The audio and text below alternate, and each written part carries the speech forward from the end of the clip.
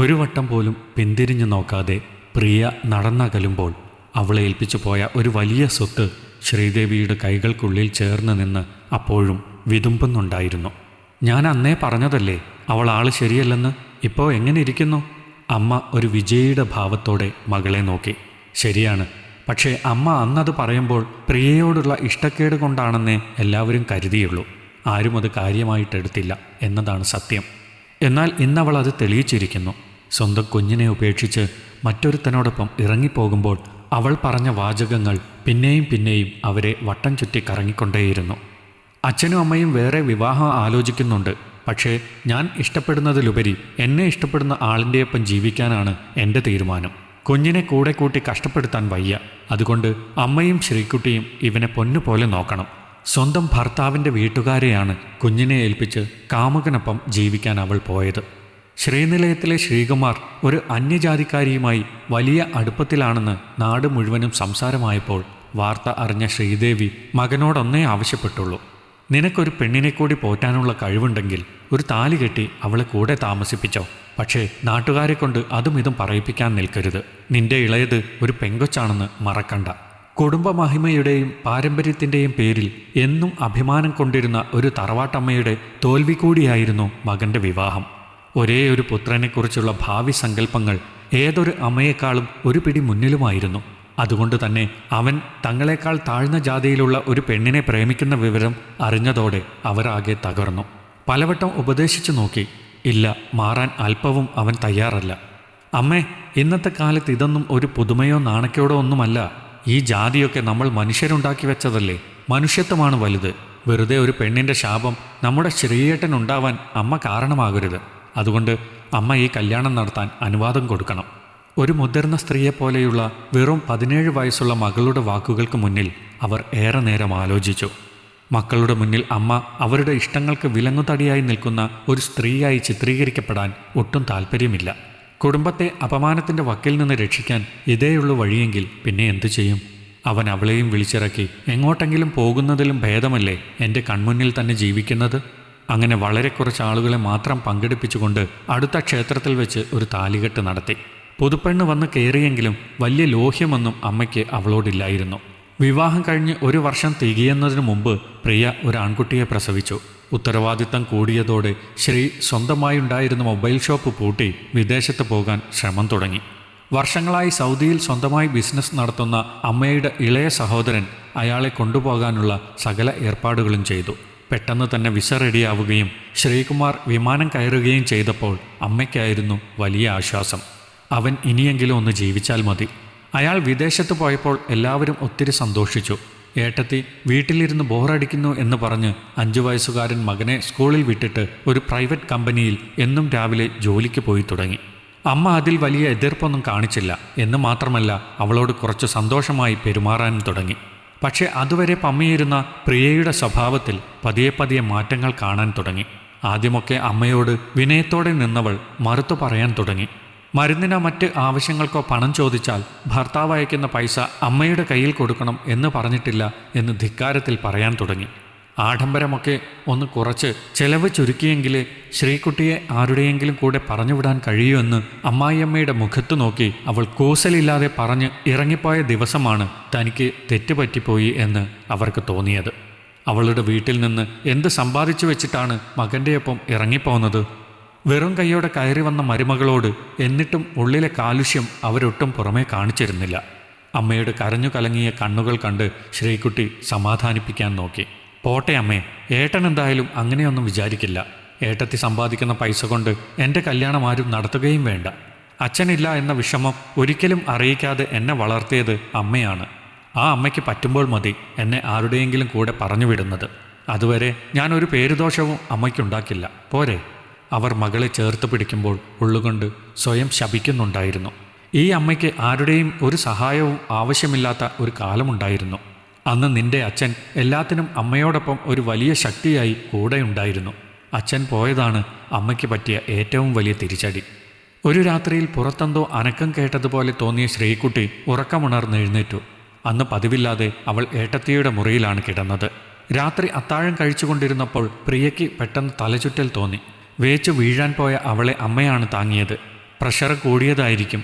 ഈയിടെയായി എണ്ണയും ഉപ്പുമൊക്കെ കണ്ടമാനം ഉപയോഗിക്കുന്നുണ്ട്. ആരോട് പറയാൻ? അമ്മ ആരോടെന്നില്ലാതെ പറഞ്ഞത് കേട്ട് പ്രിയ മുഖം ചൊളിച്ചു. രാത്രി ഒറ്റയ്ക്ക് കിടക്കണ്ട, ശ്രീകുട്ടി കൂടെ നിന്റെ മുറിയിൽ കിടക്കട്ടെ ഇന്നത്തേക്ക്, അമ്മ തീരുമാനം പോലെ പറഞ്ഞു. പ്രിയ എന്തെങ്കിലും മറുത്തു പറയുന്നതിന് മുൻപ് അമ്മ മുറി വിട്ടുപോയി.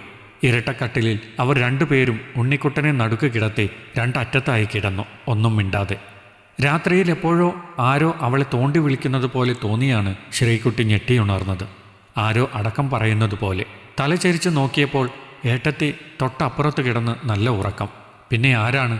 പുറത്തെ നിലാവിൻ്റെ നേർത്ത വെളിച്ചം ജനൽ ചില്ലയിലൂടെ മുറിയിൽ എത്തി നോക്കുന്നുണ്ട്. അവൾ അതേ കിടപ്പിൽ ജനാലയിലേക്ക് തലചരിച്ചു. ആരോ ജനലുകൾക്കപ്പുറത്ത് നിൽപ്പുണ്ടോ? ഒരു നിഴൽ. ആ നിഴൽ വീണ്ടും പതിയെ തുറന്നുകിടന്ന ജനാലയ്ക്കുള്ളിലൂടെ തൻ്റെ ശരീരത്തെ സ്പർശിക്കാനായി കൈ നീട്ടുന്നു. അയ്യോ അമ്മേ, കള്ളൻ! അവൾ വലിയ വായിൽ നിലവിളിച്ചുകൊണ്ട് ചാടി എഴുന്നേറ്റു. ഒച്ച കേട്ട് പ്രിയ ഒട്ടും തിരക്കില്ലാതെയാണ് എഴുന്നേറ്റത്. എന്താ? ആരാ ശ്രീകുട്ടി? ഏട്ടത്തി, അതാ വെളിയിൽ ആരോ ഉണ്ട്.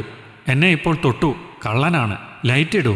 അവൾ ബഹളം വയ്ക്കുന്നത് കേട്ട് പ്രിയ അവളെ സമാധാനിപ്പിച്ചു. അവിടെ ആരുമില്ല പെണ്ണെ. ഉറക്കത്തിൽ നിനക്ക് തോന്നിയതാവും. നീ ആ ജനൽ കൊളുത്തിട്ടിട്ട് കിടന്നുറങ്ങ്.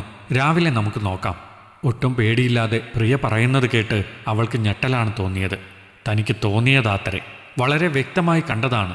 കാണുക മാത്രമല്ല, തൻ്റെ കാലിൽ ആരോ സ്പർശിച്ചത് വ്യക്തമായി അറിഞ്ഞതാണ്. പക്ഷേ പിന്നെ ഉറങ്ങാനേ കഴിഞ്ഞില്ല. ജനലരികിൽ അപ്പോഴും ആരോ നിൽപ്പുണ്ടെന്ന് തന്നെ തോന്നി. പ്രിയയെടുത്തി കൂർക്കം വലിച്ചുറങ്ങുന്നു. താൻ അത്ര ഉറപ്പിച്ചു പറഞ്ഞിട്ടും ഒന്ന് നോക്കാൻ തയ്യാറായില്ലല്ലോ.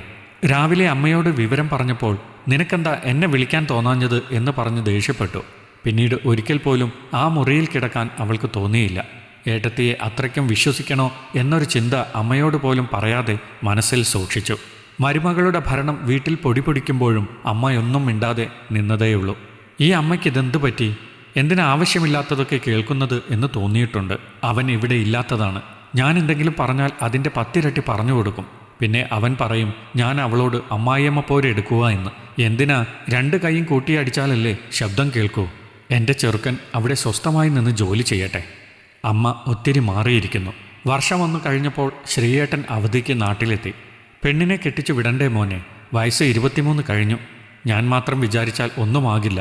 നീ പോകുന്നതിന് മുൻപ് ഏതെങ്കിലും ഒന്ന് ഉറപ്പിച്ചു വെച്ചിരുന്നെങ്കിൽ സമാധാനമായേനെ. ശ്രീയേട്ടൻ്റെ കയ്യിൽ എവിടുന്ന അതിനുമാത്രം കാശ്? അങ്ങോട്ട് പോയതല്ലേയുള്ളൂ. ഒരു 3-4 വർഷം കഴിയട്ടെ. 3-4 വർഷമോ? അപ്പോഴേക്കും പെണ്ണിന് മൂക്കിൽ പല്ലു കിളിക്കുമല്ലോ. ഈ കുടുംബത്തിൽ പെൺകുട്ടികളെ അത്രയും പ്രായം വരെയൊന്നും നിർത്തിയിട്ടില്ല. അതെന്താ, അവർ അതിനു മുൻപ് ചാടിപ്പോകുമോ? പ്രിയ പിറുപിറുത്തുകൊണ്ട് പോകുന്നത് കണ്ട് അവർക്ക് സഹിക്കാൻ കഴിഞ്ഞില്ല. ഒന്നല്ല, ഒരുപാട് വട്ടമായി ക്ഷമിക്കുന്നു. ഇവൾ ഒന്നുമില്ലാത്തടത്ത് നിന്ന് വെറും കൈയോടെ കയറി വന്നതും പോരാഞ്ഞ് തൻ്റെ നേരെ മേക്കിട്ട് കയറുന്നതും സഹിക്കണോ? പ്രിയേ, ഒന്നവിടെ നിന്നെ. അതെ, നീ പല പ്രാവശ്യമായി എൻ്റെ മോടെ കാര്യം പറയുമ്പോൾ ഓരോ കുത്തുവാക്കുകൾ പറയുന്നു. നിന്റെ വീട്ടിൽ നിന്ന് കൊണ്ടുവന്നതല്ലല്ലോ ഇവിടെ ആരും അനുഭവിക്കുന്നത്. കാണുന്ന ആൺപിള്ളേരുടെയൊക്കെ തോളത്ത് കയറി നടന്നതിന് എൻ്റെ വീട്ടിൽ മരുമകളാക്കിയതാ എനിക്ക് പറ്റിയ വലിയ തെറ്റ്. എങ്ങനെയെങ്കിലും പോട്ടേന്ന് വെച്ച് ഗൗനിക്കാതെ ഇരുന്നാൽ മതിയായിരുന്നു. ശ്രീകുമാർ രൂക്ഷമായി ഭാര്യയെ ഒന്ന് നോക്കി. അവളത് കാണാത്ത മട്ടിൽ അകത്തേക്ക് ചവിട്ടിത്തുള്ളിപ്പോയി.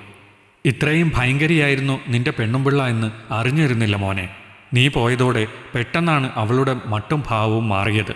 ഞാൻ അവളെ പേടിച്ച് പ്രായമായ പെണ്ണിനെയും കൊണ്ട് എങ്ങോട്ട് പോകാനാ? അമ്മ കണ്ണു തുടയ്ക്കുന്നത് കണ്ട് അസ്വസ്ഥതയോടെയാണ് അവൻ എഴുന്നേറ്റത്. അവൻ വന്ന പിറ്റേന്നും ജോലിക്ക് പോകാൻ ഒരുങ്ങിയിറങ്ങിയ പ്രിയയെ കണ്ട് അമ്മയൊന്ന് അമ്പരന്നു. ഇന്നെങ്കിലും നിനക്കൊന്ന് വീട്ടിലിരുന്നുകൂടെ? അവൻ വന്നതല്ലേയുള്ളൂ. വന്നവരങ്ങ് പോകും. പിന്നെ ചെന്നാൽ ജോലി തരാൻ എൻ്റെ ബന്ധുവീടൊന്നുമല്ല അത്. പിന്നാലെ എങ്ങോട്ടോ പോകാൻ ഒരുങ്ങിയ വേഷത്തിൽ ശ്രീകുമാർ വരുന്നത് കണ്ടു. അമ്മേ, ഞാനും കൂടി അവളുടെ ഓഫീസിലൊന്ന് പോയിട്ട് വരാം. അവൾ ജോലി ചെയ്യുന്നത് എങ്ങനെയുള്ളിടത്താണെന്ന് ഒന്നറിയാമല്ലോ. എന്നാലും മോനെ, ഇന്ന് അവളെ ജോലിക്ക് വിടണമായിരുന്നു. നിങ്ങൾ എത്ര നാൾ കൂടി കാണുന്നതാ? എവിടെയൊക്കെ പോകാനുള്ളതാ? അവളോട് ഒരാഴ്ചത്തെ അവധിയെടുക്കാൻ പറഞ്ഞുകൂടായോ? പോട്ടെ അമ്മേ, അത്രയും സൗകര്യം കിട്ടുമല്ലോ ഇവിടെ. മോനെ, അമ്മയെ വിഷമിപ്പിക്കാൻ വേണ്ടി പറഞ്ഞതല്ല. അവൾ ഒത്തിരി മാറിപ്പോയി. ഇപ്പോൾ തോന്നുന്നുണ്ട് ഒന്നും വേണ്ടായിരുന്നു എന്ന്. മോനെക്കുറിച്ച് ഓർക്കുമ്പോൾ സഹിച്ചു പോകുന്നതാ. അവർക്കൊന്നും പറയാനുണ്ടായിരുന്നില്ല. അല്ലെങ്കിൽ തന്നെ ഇനിയും കൂടുതൽ പറഞ്ഞ് വെറുതെ എന്തിന് അവനെ വിഷമിപ്പിക്കണം? ഇണക്കവും പിണക്കവുമായി ദിവസങ്ങൾ പെട്ടെന്ന് കടന്നുപോയി. 2 മാസത്തെ അവധി കഴിഞ്ഞവൻ പോകുമ്പോൾ വീട് പെട്ടെന്ന് ഉറങ്ങിയതുപോലെ. പേരക്കുട്ടിയുടെ കളിയും ചിരിയും കണ്ടിരിക്കുമ്പോൾ മാത്രമാണ് മനസ്സൊന്ന് തണുക്കുന്നത്. ഒരു നാൾ ഊണ് കഴിക്കാനിരിക്കുമ്പോഴാണ് ഫോൺ വന്നത്. പരിചയമില്ലാത്ത നമ്പർ. എടുത്ത് ഹലോ വെക്കാൻ ഒരുങ്ങുന്നതിന് മുൻപ് ഇങ്ങോട്ട് വന്നു വീണ വാക്കുകൾ കേട്ട് ചെവി കൊട്ടിയടച്ചു. ശ്രീകുമാറിന് ചെറിയൊരു ആക്സിഡന്റ് സംഭവിച്ചു. പിന്നെ പതിയെ പതിയെ ഓരോ വാർത്തകൾ പലയിടത്തു നിന്നും കേട്ടു തുടങ്ങി. വിവരം അറിഞ്ഞവരാണോ എന്തോ വീടിന് ചുറ്റും ആളുകൾ കൂട്ടം കൂടി നിന്ന് സംസാരിക്കാൻ തുടങ്ങിയത് നേരിയ സംശയമുണ്ടാക്കി. പ്രിയയുടെ വീട്ടിൽ നിന്ന് വൈകുന്നേരം അച്ഛനും അമ്മയും വന്ന് കുഞ്ഞിനെയും അവളെയും കൂട്ടിക്കൊണ്ടുപോയി. കാര്യം മാത്രം ആരും പറയുന്നില്ല. പക്ഷേ ശ്രീകുട്ടി മാത്രം കരഞ്ഞു നിലവിളിച്ചു. ഏട്ടാ എന്ന് ഉറക്കെ കരയുമ്പോൾ ശ്രീദേവിയുടെ കണ്ണിൽ പൊടിയാൻ ഒരു തുള്ളി കണ്ണുനീർ ബാക്കിയുണ്ടായിരുന്നില്ല. അവൻ അങ്ങനെ പോകുമോ എന്ന് സ്വയം ചോദിച്ചുകൊണ്ടിരുന്നു. ഒരാഴ്ചക്കുള്ളിൽ പോയതിലും എളുപ്പത്തിൽ അവൻ വന്നു. ആരെയും നോക്കാതെയും ചിരിക്കാതെയും വിശേഷങ്ങൾ ചോദിക്കാതെയും. ചടങ്ങുകൾ കഴിയാൻ കാത്തിരുന്നത് പോലെയാണ് പ്രിയയുടെ വീട്ടുകാർ അവളെയും കുഞ്ഞിനെയും കൂട്ടിക്കൊണ്ടു പോകാനെത്തിയത്. പിന്നീട് വല്ലപ്പോഴും എന്തെങ്കിലും വിശേഷങ്ങൾ ഉള്ളപ്പോൾ അവർ വന്നെങ്കിലായി. കൊച്ചുമോനെ കാണാൻ കൊതി തോന്നുമ്പോൾ മോളെയും കൂട്ടി അവിടെ വരെ പോകാൻ ആഗ്രഹം തോന്നാറുണ്ട്. പക്ഷേ മോൾക്കൊട്ടും താല്പര്യമില്ല അതിൽ. ഇവിടെ വളരേണ്ട കുഞ്ഞല്ലേ അമ്മേ അവൻ. അവൻ്റെ അച്ഛൻ പോയെങ്കിലും നമ്മളൊക്കെ ഇല്ലേ ഇവിടെ? അവൾ ഇടറിയ സ്വരത്തിൽ ചോദിക്കുമ്പോൾ തനിക്ക് മറുപടി പറയാൻ വാക്കുകൾ കിട്ടാറില്ല പലപ്പോഴും. ഇടയ്ക്ക് ആരോ പറഞ്ഞറിഞ്ഞു പ്രിയയ്ക്ക് വീട്ടുകാർ വേറെ വിവാഹം ആലോചിക്കുന്നുണ്ടെന്ന്. അതും കൂടി കേട്ടതോടെ ഞാൻ പോയി അവനെ ഇങ്ങ് കൂട്ടിക്കൊണ്ടുപോരാം, അപ്പച്ചി വിളിച്ചാൽ അവൻ വരാതിരിക്കില്ല എന്ന് കടുപ്പിച്ചു പറഞ്ഞു. മോളെ, പ്രിയ ചെറുപ്പമല്ലേ, അവൾക്കൊരു ജീവിതം വേണമെന്ന് ആരായാലും ആഗ്രഹിച്ചു പോകും. അതേ അവരും ചെയ്യുന്നുള്ളൂ. ആയിക്കോട്ടെ അമ്മേ, ഏട്ടത്തി വേറെ കെട്ടിപ്പോക്കോട്ടെ. പക്ഷേ നമ്മുടെ ശ്രീയേട്ടൻ്റെ കുഞ്ഞ് എന്തു ചെയ്യും? വേറൊരുത്തനെ അവൻ അച്ഛ എന്ന് വിളിക്കണ്ടേ? അതാലോചിച്ചപ്പോൾ നെഞ്ചു പൊട്ടുന്നുണ്ടായിരുന്നു. എൻ്റെ പൊന്നുമോനെ ഇത്രയും പെട്ടെന്നങ്ങ് വിളിക്കുമെന്ന് ഓർത്തില്ലല്ലോ. പകരം ഈ വയസ്സായ എന്നെ അങ്ങ് കൊണ്ടുപോയിക്കൂടായിരുന്നോ? അവർ മുകളിലേക്ക് കണ്ണുകൾ ഉയർത്തി നെഞ്ചിൽ കൈകൾ ചേർത്ത് വെച്ച് നിശബ്ദം വിലപിക്കും. ശ്രീകുമാറിൻ്റെ മരണത്തോടെ മകളുടെ വിവാഹാലോചനകളെല്ലാം താറുമാറായ അവസ്ഥയാണ്. വയസ്സ് 27. അവൾ ഒരു പ്രൈവറ്റ് സ്കൂളിൽ പഠിപ്പിക്കാൻ പോകുന്നതുകൊണ്ട് പകലുള്ള ചിന്തകളും ഓർമ്മകളുമെല്ലാം താൻ ഒറ്റയ്ക്ക് തിന്നു തീർക്കണം. അമ്പലത്തിൽ നിർമാല്യം തൊഴാൻ പോകുമ്പോൾ ആരെങ്കിലുമൊക്കെ തിരക്കും, മോളുകുട്ടിയുടെ കല്യാണമായോ എന്ന്. ആകുന്നു, ആയിക്കൊണ്ടിരിക്കുന്നു എന്നൊക്കെ ഒഴുക്കൻ മട്ടിൽ പറഞ്ഞ് അവിടെ നിന്ന് തടിയൂരുകയാണ് പതിവ്. ഇനി വെച്ച് താമസിപ്പിക്കാൻ പാടില്ല. തനിക്കും കൂടെ എന്തെങ്കിലും സംഭവിച്ചു പോയാൽ അതിൻ്റെ കാര്യം ആകെ കഷ്ടത്തിലാകും. പക്ഷേ ഒന്നും വിചാരിച്ചതുപോലെയല്ലല്ലോ നടക്കുന്നത്. പത്രത്തിൽ കണ്ട ഒരാലോചനയ്ക്ക് മറുപടി കൊടുത്ത് കാത്തിരിക്കുന്ന നേരത്താണ് അവൾ കയറി വന്നത്. ഒപ്പം തൻ്റെ ശ്രീകുട്ടൻ്റെ തനി പകർപ്പം. മോനെ ലാളിക്കാൻ കൈനീട്ടുമ്പോൾ അവൾ അവനെ അരികിലേക്ക് നീക്കി നിർത്തി. അമ്മ എന്നോട് ക്ഷമിക്കണം, എനിക്ക് വേറെ വഴിയില്ല. ഞാൻ പോകുക ഇവിടം വിട്ട്. മോനെ ഇനി അമ്മയും ശ്രീകുട്ടിയും നോക്കണം. കുട്ടിയെ ചേർത്ത് പിടിച്ച് കൈ വിട്ട് അവളെ ഒന്ന് തൊട്ടു. നീ അതിനെവിടെ പോകുന്നു? ജോലി വല്ലതും കിട്ടിയോ? പ്രിയ ചുറ്റുമൊന്ന് നോക്കി. അവൾക്ക് പിന്നിലപ്പോൾ ദൂരെ നിഴൽ പോലെ ഒരാൺരൂപം നിൽപ്പുണ്ടായിരുന്നു. ഞാൻ പെട്ടെന്നവൾ മുഖം കുനിച്ചു. ഞാൻ 2 മാസം ഗർഭിണിയാണമ്മേ. വീട്ടിൽ പറയാൻ പറ്റാത്ത അവസ്ഥയാണ്. അച്ഛനും അമ്മയും ഒരു 2ാം കെട്ടുകാരനെ കൊണ്ട് എൻ്റെ കല്യാണം ഉറപ്പിച്ച മട്ടാണ്. എനിക്കതിൽ താല്പര്യമില്ല. എന്നെ സ്നേഹിക്കുന്ന ഒരാളുണ്ട്, അയാൾക്കൊപ്പം ജീവിച്ചാൽ മതി. ലേശം പതർച്ചയോടെയാണ് അവൾ പറഞ്ഞതെങ്കിലും പെരുമാറ്റത്തിലെ കൂസലില്ലായ്മ കണ്ട് അവർ ഞെട്ടി. ഇവൾ പഴയ ചരിത്രം വീണ്ടും ആവർത്തിച്ചിരിക്കുന്നു. വയറിലേക്ക് നോക്കിയതും പെട്ടെന്ന് അവർ കണ്ണുകൾ പിൻവലിച്ചു. ഉള്ളിൽ വെറുപ്പ് പതഞ്ഞു പോകുന്നു. ശ്രീകുട്ടി ഇവിടെ ഇല്ലാഞ്ഞതും നന്നായി, അല്ലേൽ ഈ മുഖത്തവൾ കാർക്കിച്ചു തുപ്പിയേനെ. പ്രിയ ഇടയ്ക്കിടെ പിന്നിലേക്ക് തിരിഞ്ഞു നോക്കുന്നുണ്ടായിരുന്നു. ശരിയെങ്കിൽ കൂടുതലൊന്നും പറയാതെ അവർ സംസാരം അവസാനിപ്പിച്ചു. ഇവൾ എങ്ങോട്ടെങ്കിലും പെട്ടെന്ന് പോയി കിട്ടിയിരുന്നെങ്കിൽ. മുഖം കാണുന്തോറും വെറുപ്പ് അധികരിച്ചു. ഒരല്പനേരം കൂടി നിന്നിട്ട് അവൾ മകൻ്റെ മുഖത്ത് അമർത്തിയൊന്ന് ചുംബിച്ചു. പിന്നെ യാത്ര പറയാതെ പിന്തിരിഞ്ഞു നോക്കാതെ വേഗത്തിൽ തിരിഞ്ഞു നടന്നു. എൻ്റെ കുഞ്ഞിനെ അനാഥനാക്കിയല്ലോ എന്നൊരു സങ്കടം മാത്രം അവരുടെ നെഞ്ചിൽ അലച്ചു തല്ലി കണ്ണീർ പൊഴിയായി ഒഴുകി. അമ്മൂമ്മയുണ്ട് എൻ്റെ പൊന്നുംകുടത്തിന്, അവൾ പൊക്കോട്ടെ. അവൻ അപ്പോഴും കുഞ്ഞി കണ്ണുകൾ വിടർത്തി അമ്മ പോയ വഴിയെ പ്രതീക്ഷയോടെ നോക്കി നിന്നു. അമ്മ വരും, കാറും മിഠായിയും ഒക്കെയായിട്ട് അമ്മ ഉടനെ എത്തും. അമ്മൂമ്മയുടെ കയ്യിൽ പിടിച്ച് ഉത്സാഹത്തോടെ അവൻ അകത്തേക്ക് നടന്നു. തിരികെ എത്തുന്ന അമ്മയ്ക്കായി കാത്തിരിക്കാൻ. ഈ കഥ നിങ്ങൾക്കിഷ്ടമായെങ്കിൽ ലൈക്ക് ചെയ്യൂ. നിങ്ങളുടെ അഭിപ്രായങ്ങൾ കമൻ്റായി രേഖപ്പെടുത്തൂ.